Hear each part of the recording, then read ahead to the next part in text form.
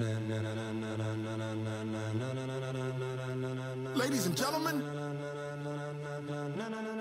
ladies and gentlemen, are you ready?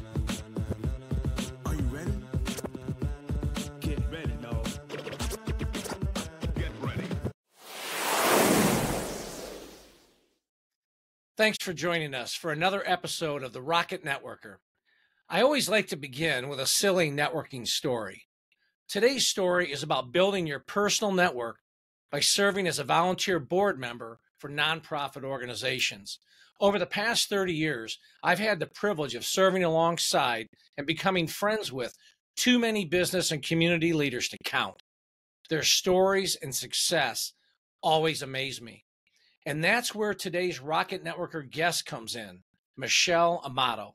Michelle and I met while serving on the Board of Trustees of the University of Toledo Alumni Association. We share a common bond through our love of the Rocket Nation. Michelle, thanks for making time in your busy schedule to join us here on the Rocket Networker podcast. Welcome. Oh, it's my pleasure. Thank you for having me. So listen, I appreciate you taking time. I know you've got a busy workday going on. So I just, thank you for making the time. This is fun. This is going to be the best. I'm pretty sure this is going to be the best part of my day.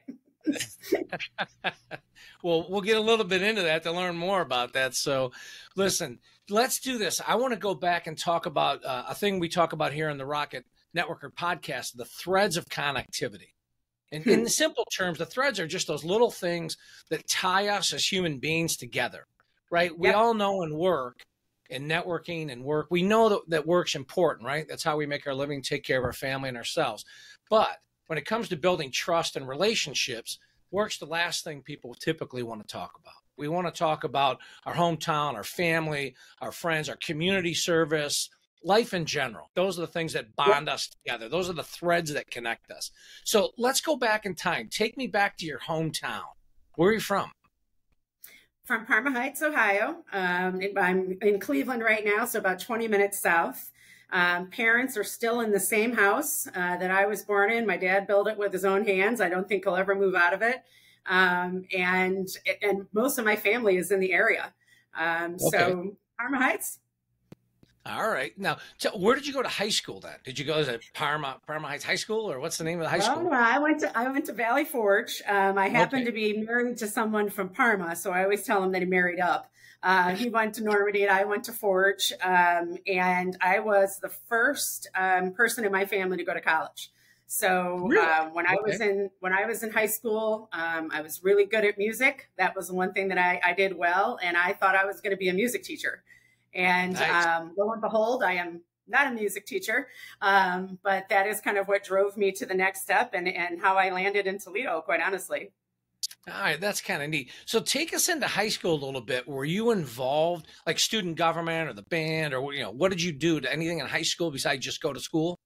Oh, I was involved in everything. And I'm kind of the same way now. I mean, I've just always been that person that wanted to get involved, wanted to take a leadership role. I honestly think it's that involvement that really saved me in terms of trying to figure out what I wanted to do with my life. I end up finding out many, many years later, I actually have horrible ADHD, really bad attention. And so I was an average student. And because I always had a really hard time, paying attention because my mind was on the next best thing. What else can I do? And so I just got involved in a million things. Student government. I was the drum major of the band. I was in charge of the blood drives. I mean, anything that you could sign up for, I was signing up for it. And so when I was going to go to college, because I was involved, I really wasn't sure what I wanted to do, but I knew I wanted to go somewhere that gave me the freedom to change my mind because Gotcha. I wasn't positive. And Right. being the first person that went to college in my family, I didn't have a lot of guidance. And I had a friend that was going to go to UT, and I went along with her for a visit, and I fell in love with it from day one. And I thought, this is where I need to be. And, lo and behold, and a couple majors later, I changed my mind a few times because I wasn't sure. And that involvement carried me through college just as much. And I could speak forever about how much I learned from just being involved in all these different activities. Yeah, that's great. Well, we share the ADHD thing in common. I can relate to that. I'm the same way. I got my hands on all kinds of stuff, and I love, Oh I'm yeah. not a fan of sitting still. So now, You know, there's a beauty to it too, though. There's a beauty to it as well. there is, it's, I always joke with folks that when it comes down to getting invitations to the Miss Congeniality cocktail hour, I don't get those invites, but when there's a problem to be solved or a fire to be put out, I'm usually the first call. Exactly. So there's an up and a down to it. So you know what? Let me back up just a little bit. You talked a little bit about your family. Go back into that a little bit. Brothers, sisters, what? Tell me a little bit about them. I was the oldest, first grandchild, both sides, and the oldest of the two. So I have a brother that's 4.5 years younger. Dad was in construction. Mom worked in the schools. Neither of them had an opportunity to go to college.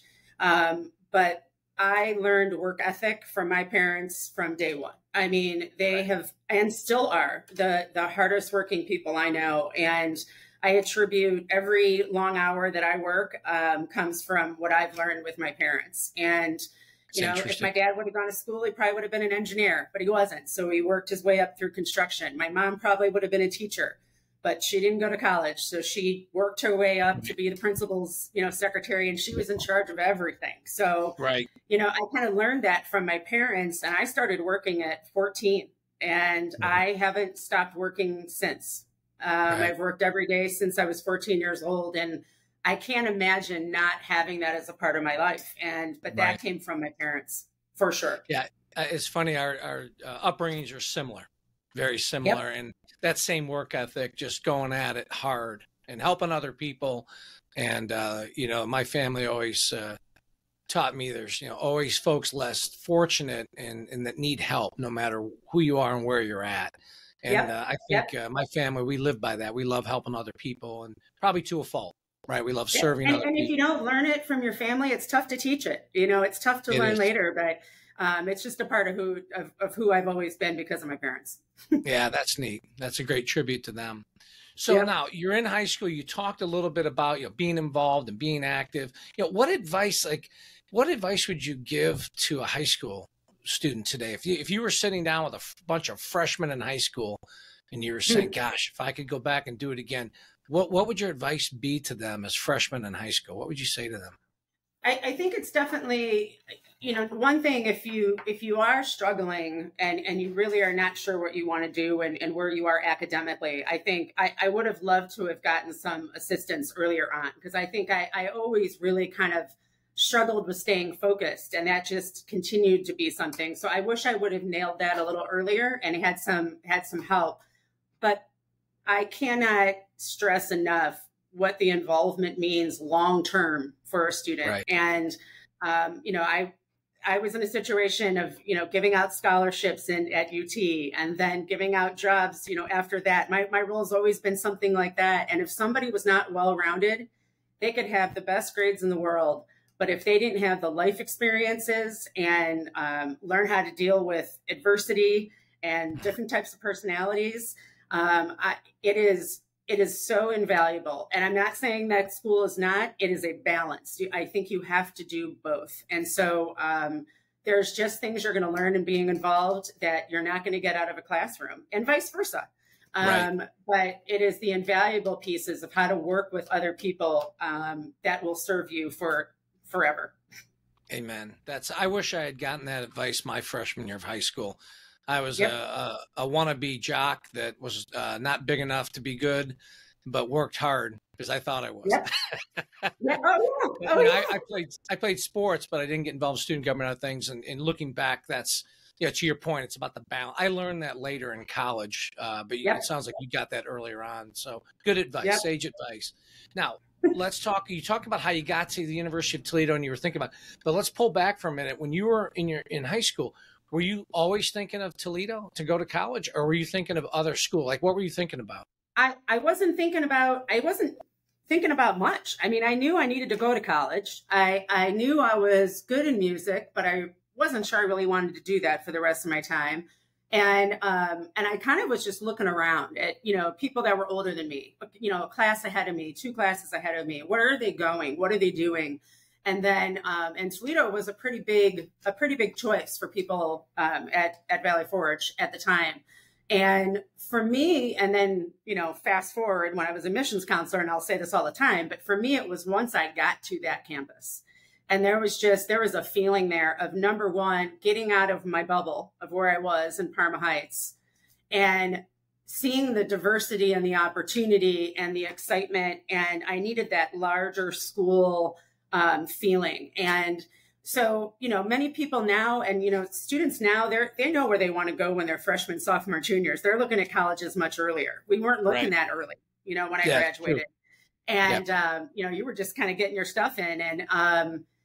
And so I felt very fortunate to have found Toledo, because I think if I would have gone elsewhere, I don't know if I would have had the opportunities to change it up and really kind of find myself over that time, and really own in on what my skills were. Because when you're going into school and you don't have a lot of guidance from your family, you're really not sure about how do you take what you're good at in your skill set and how do you apply that in real life. Right. And it was a little bit of trial and error there for me for a while. And so Toledo was it was the right choice, but I was led there by people in front of me, which I am thankful. That's great. That's awesome. So now let's go to college now. So you get to college, you get to settle in the dorms, pick it up from there. Like, what was college like for you? It's a lot of fun. I had a good time. I loved it. I needed that freedom and that independence, but also, I was only 2 hours away from home. Had a lot of people from my hometown if I needed them. So there was still that kind of safety net there. But for me, it was about really getting to know a much more diverse subset of people, and really testing myself. I could be in charge of stuff in high school, but when you're all of a sudden in a bigger bucket with a bunch of people that don't know you, and, can you transfer that? Right. And from day one, I did the same thing, and I was looking for opportunities. And, Toledo had 200 student organizations, so there's a lot to pick from. So I was extremely social from the beginning. Did not enter Greek life until my second year, so I waited a year. Gotcha. And, when you enter Greek life, and especially at Toledo and the way that it was, you became friends with everybody there, not just the people in your chapter. You were all right there. Right. And those are still friends, till today. And I just think back, when I think back and I go back to the best memories, it is by far the people, and not just my classmates and sorority sisters, but the administrators. And, I worked a lot in student government and student activities. And, Lori Edgeworth is a part of history for so many people at the University of Toledo, and she was a huge part of my history. And it was really special people like that made that school feel smaller and made it feel like a safe environment for you. And I don't mean safe from, safety in that way, but a safe environment to fail. If you did that, I felt like the administrators, Dr. Abrahamowitz, and just some of those people that were there, that they would pick you up and they care about their students. They do. That's what I loved about that institution. That's great. Now, what sorority are you a member of? Chi Omega. Oh, that's right. It's interesting. I remembered you were in a sorority. I didn't realize that you're a Chi. Now, my wife, Debbie's a Chi as well, from Toledo. Oh, well, look at that. And I have met a few people along the way now that, you get older and you meet people throughout your business, and all of a sudden you cross paths. You're like, God, I really like this person. Then you realize, oh my gosh, we're in the same chapter. Yes. It really was. I wanted to make sure, though, I will back up. I wanted to make sure that Greek life was not the only thing I did. I really wanted to diversify the types of things that I got involved with. And so student government was a big piece of that. I did a lot of diversity training and hung out with Jeff Johnson a lot, and he got me involved in a lot of things, and really pushing myself outside my comfort zone as a kid from Parma Heights, and forcing myself to spend time with people that I had not spent time with before. Right. It's interesting that when you talk about, campus involvement and then kind of Greek life, fraternity sorority Yep. involvement. When my daughter and son both came from New Jersey to go to school at UT, so their legacies with their mom and dad. And it's interesting that my daughter became a Chi-O, or is a Chi-O, and she's since graduated and moved to Charlotte. And then my That's son awesome. became a KDR, like me, a Kappa Delta Rho Oh my member. gosh. And so they're not only legacies of our college, or legacies of our fraternity and sorority. And so it's fun, that family bond and passing that connection down. But the reason I share that is, talk a little bit about, okay, so you got into Greek life and you made the Yep. statement that it made the campus smaller, right? It's a big campus, a lot of students, but it made the campus smaller. Talk about that a little bit, and how that Greek life experience was a springboard to get into other involvement. I think for me, it was just making sure that, number one, I'm looking out for other people and they're looking out for me. And, Right. and I think, people have different opinions on Greek life and Greek life, or a lot of other options that are out there, just to have a subset of people that want you to succeed. They want you to do well. They're going to pick you up if you fall down. That, to me, having that kind of built-in group of people was just, it was good for me. It was, it gave me an opportunity to, take on more opportunities within Greek life. I mean, I got very involved there too, but to also appreciate what other people are bringing to the table. Right. And, not every day was perfect. And it's not that you're not going to love every single person, but at the end of the Right. day, it's respect and a commonality between everybody. Yes. You're all away from your family. You're all going through this, the most formidable time of your life is in college. And, I made mistakes. We all made mistakes, but somebody was always there to pick me up, and somebody was always there to make sure I was okay. Right. And even when you don't think you need it, you need it. And so I think for me, it was just this kind of built-in community of people that has lasted for decades. I mean, I just got together with, 15 sorority sisters in Florida a couple months ago. We hadn't seen each other in years, but it's like we just picked it up where we left off and kept going. And you go back to all those memories, and you don't realize how good it is when you're in it. Right. You Right. always want to be older. You always want to be somewhere Right. else. Right. But I go Right. back to that in an absolute heartbeat. I'm with It you. was the best year. They were the best years. Yep. Right. Similar experience. So now so you're in college, you're active, you're super involved, you're doing all kinds of fun things there, you're meeting cool people. Now you start getting toward your junior and senior year, and you Yep. start thinking of, there's this thing called graduation and then life. What are you going to Coming do? at- Yep. What are you Yep. going to do? So I was working in the Dean of So Students tell me about that office. thought process. Well, I was working in the Dean of Students office, and then I started working kind of in admissions, and I was really liking what I was doing in admissions. I was in graduate school, and then I had an opportunity to take on a full-time role in admissions.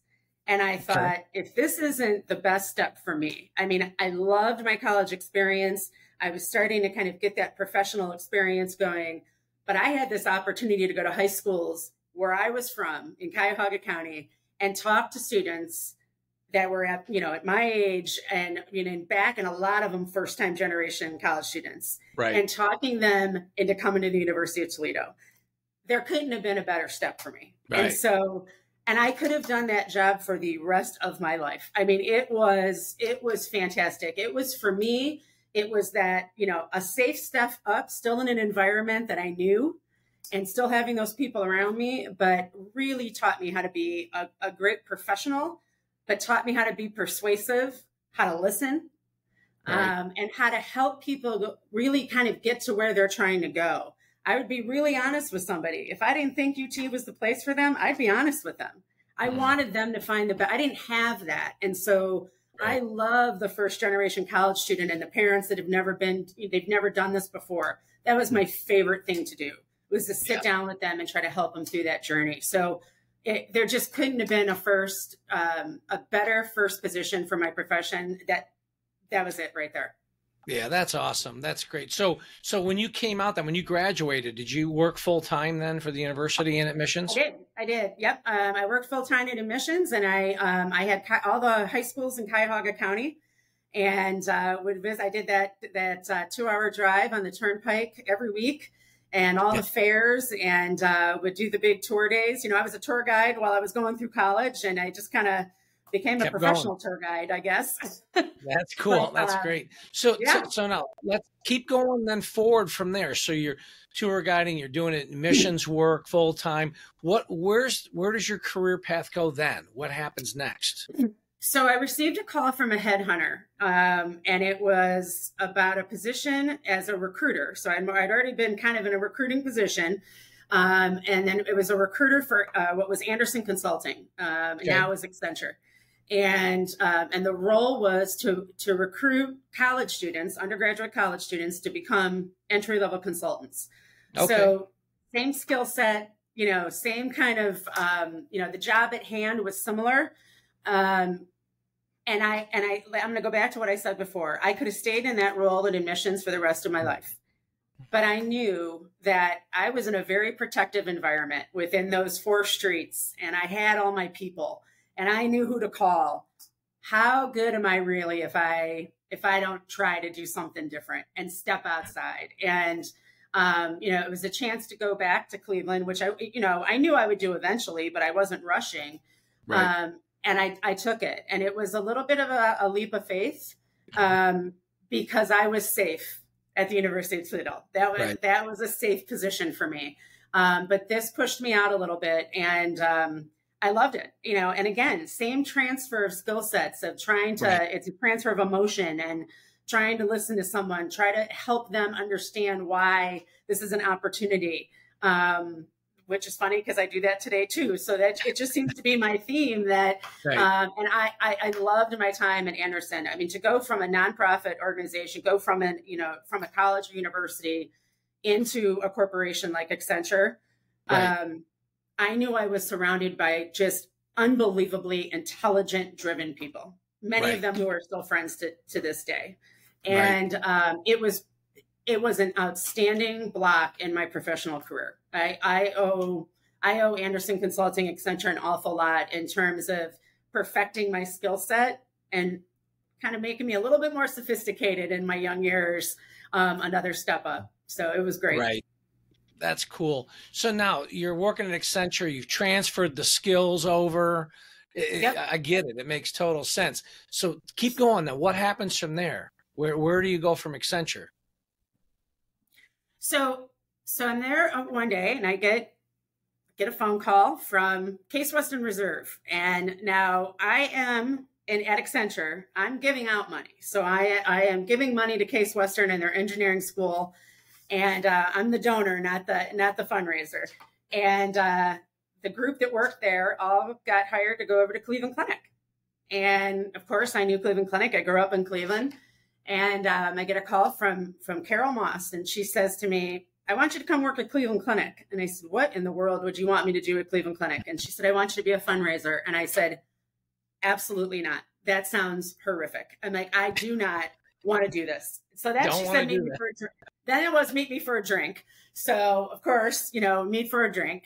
And she said, listen, this is a relationship building business. I've watched you do it. This is what you've been doing your whole life. And she said, there's no better place than Cleveland Clinic. And I'll teach you how to fundraise. I just need a relationship builder. And at the time, the timing was perfect because the hiring had gotten down, I mean, big time. We just took a huge decrease in hiring. I'd made it through a ton of cuts, but I was kind of stagnant for a while. There wasn't many places to go. And so the timing was great. And so another leap.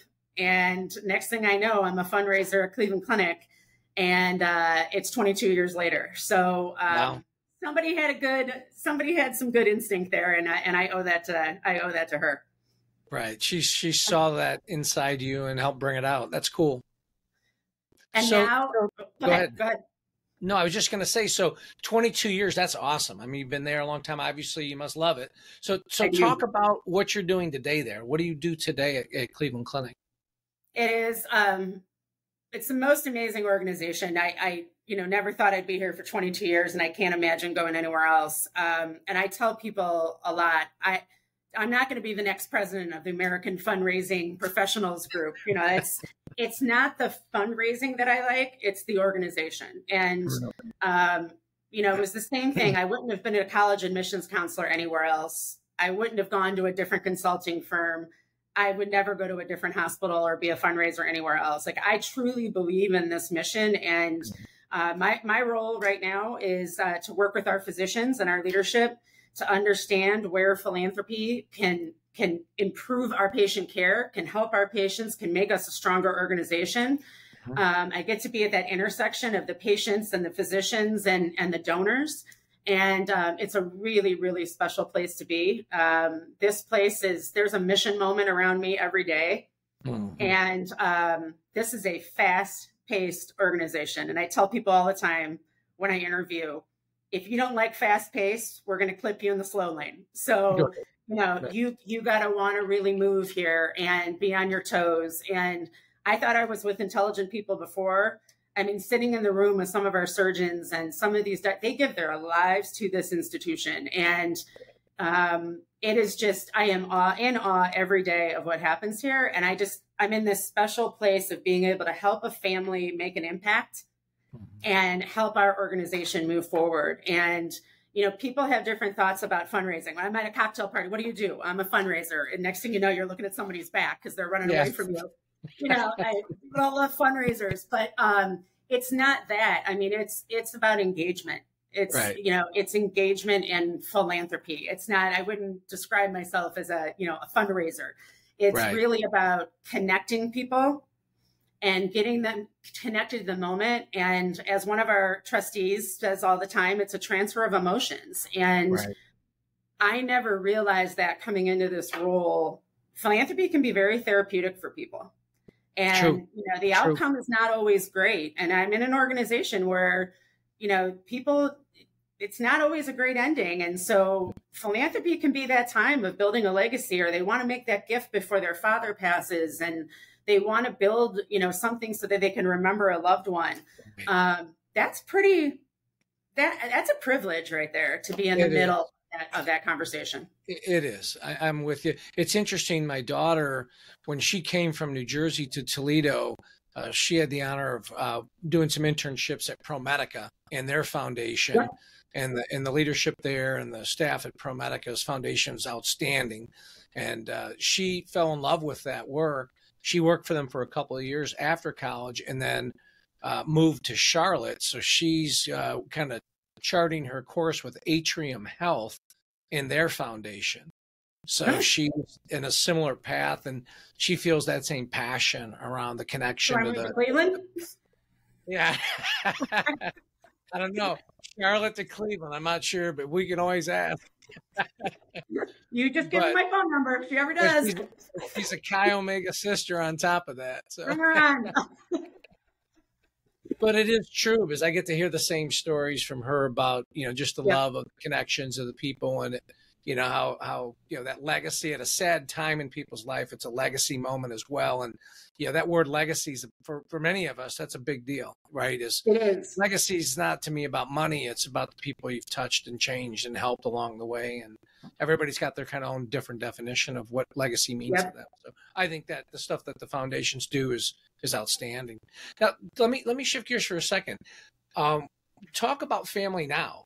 Do you have family? I mean, obviously your mom and dad and brother, but I mean, do you have family now? You have children, or? So, mom and dad are still here. They're still in Parma Heights. I got married late. I had a pandemic wedding. I built a house and got married in a pandemic. I don't recommend it to anyone. It was a little crazy, but I'm married to, his name's Matt. He's a high school teacher. Teaches in the Bay Village schools, and finance, law, accounting. And so our minds, complete opposite. I mean, we are the complete opposite from each other. And he brought to the relationship a 5-year-old and a 2-year-old that are now 15 and 13. Okay. And I brought some dogs. So, I got you. so I'm the 4-legged mom. What kind of dog? I've got 2 German short hair pointers. All right, there we go. That's important, by the way. When we're in business, it's really important to know the dog side of things, or the cat, or the whatever animals in your life. Oh, 100%. I have bonded over dogs with more of our supporters than anything else. Hey, People love their it's a dogs. thread of connectivity, right? I know. It is. It's like one of those things that connect us. And that's a thing that I think people don't realize too, is that I'm not talking about money most of the time. I'm talking about this kind of stuff. And about life. That's what's really neat. Yeah. But, so family's great. The parents get along. They're 4 peas in a pod. They go out with themselves all the time. The moms call themselves Thelma and Louise.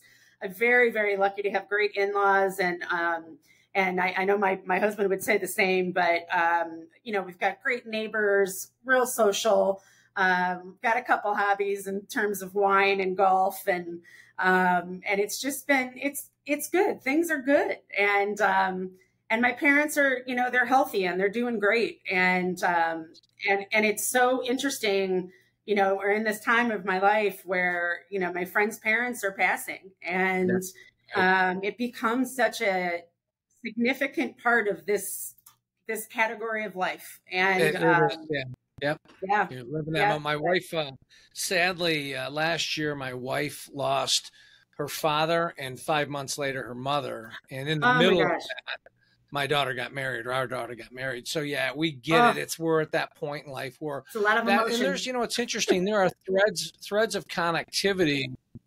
Yeah, it's a lot of emotion, and there's threads of connectivity that even in death draw us together, because, like you said, folks our age are starting to lose family, and there's a connection point on that as well. There's a shared empathy and compassion that we go through, and as we transition now from being the kids to now being the the parents, I guess.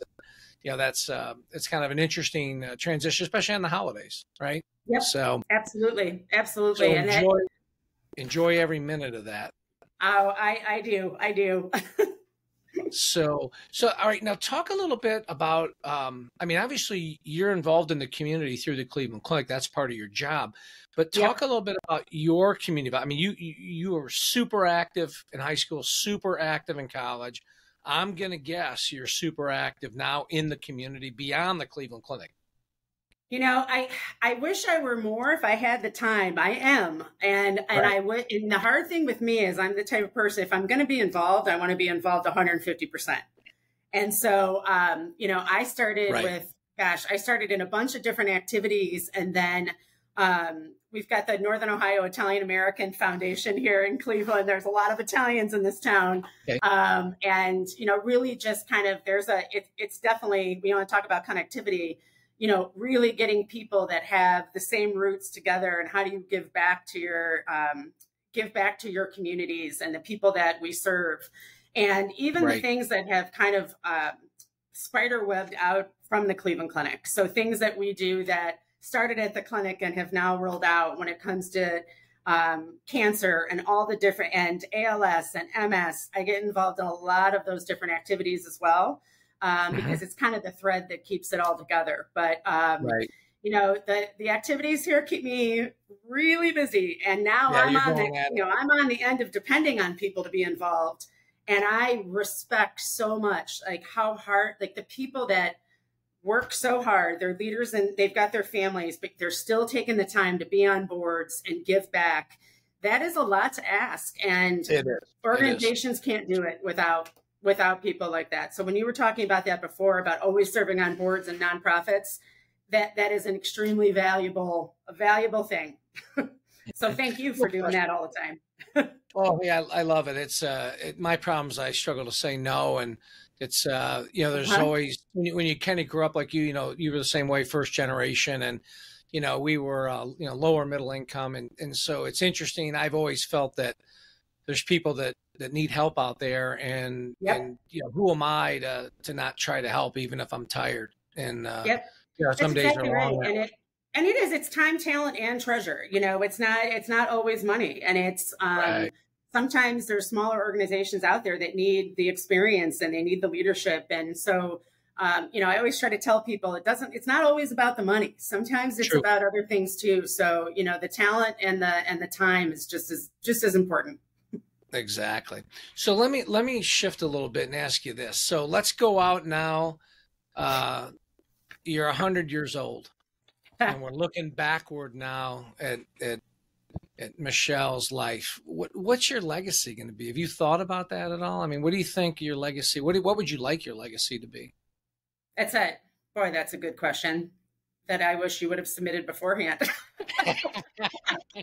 Well, you know why I ask it? It's interesting because it's not a question that we think about every day. Yeah. Because you know what?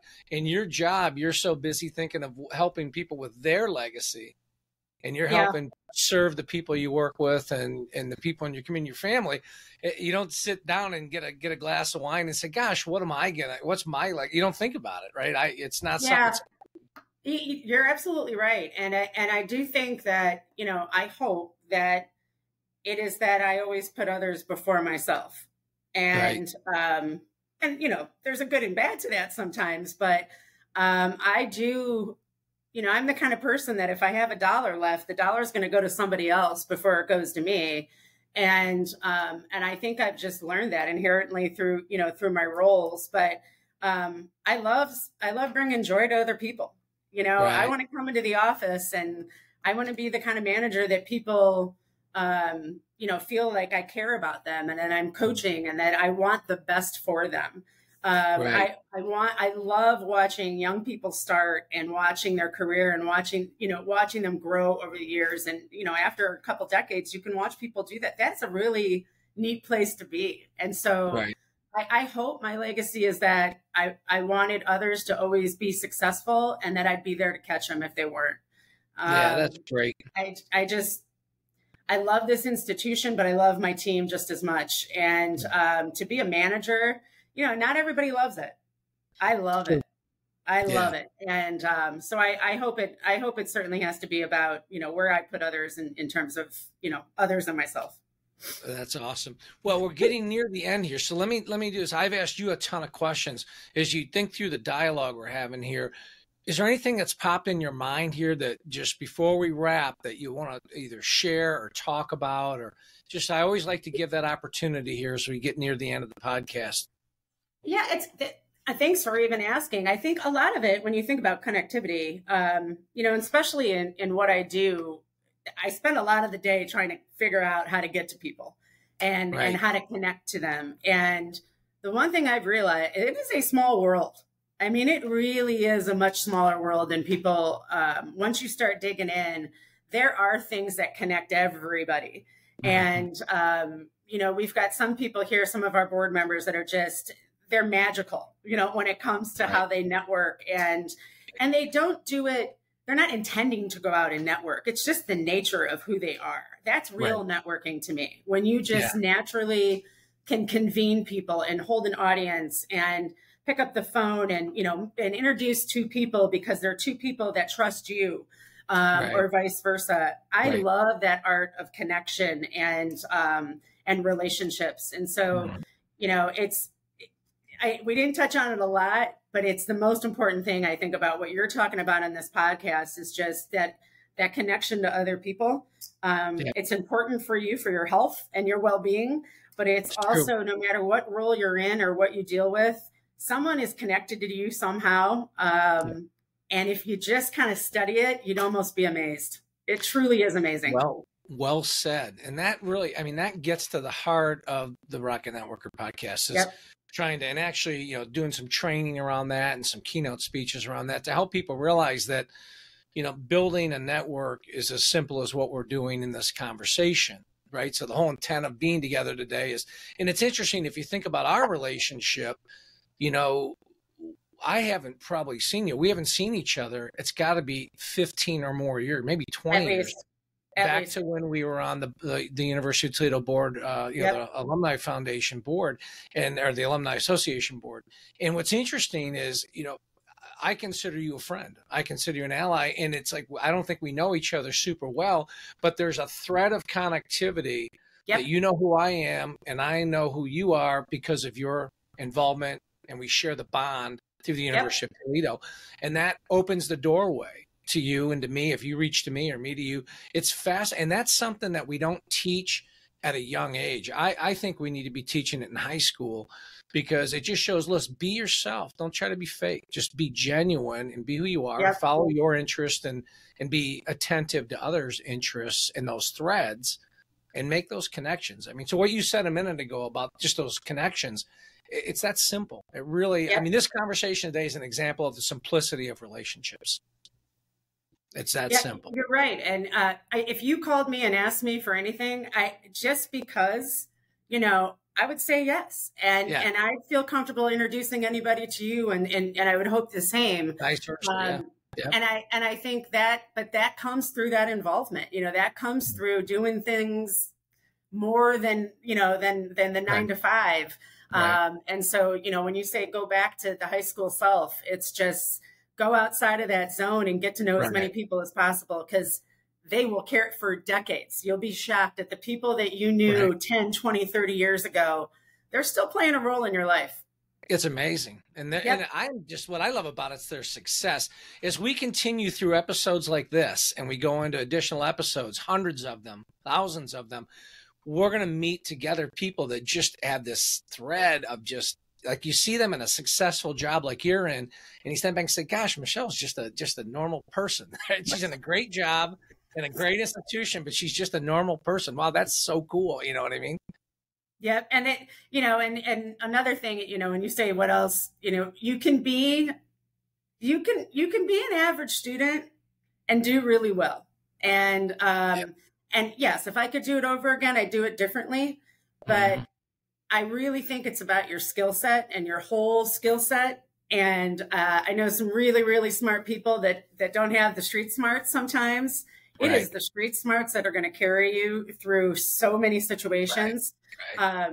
I mean, the people I'm surrounded by, I'm not even going to try to stack up, as to what they've been able to accomplish.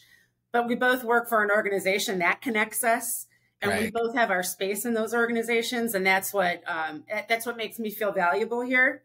And and it's so nice to be able to talk with you and just to connect back to anything having to do with Rocket Nation is a special place to me, for sure. It's a special place for me. We share that. So listen, I just want to say thanks for making time in your busy schedule and for just sharing your journey with us. I appreciate it. Thank you so much. No problem. And listen, I want to move to wrap up our conversation and just let the folks listening in today that that's the end of our episode, this episode of the Rocket Networker podcast. And just remember this, at Rocket Networker, we help launch connections to ignite success. And the question that I have for you is, are you ready? Thanks. To schedule a Rocket Networker training program or keynote speech, go to rocketnetworker.com. It's time to launch connections to ignite your success. Are you ready?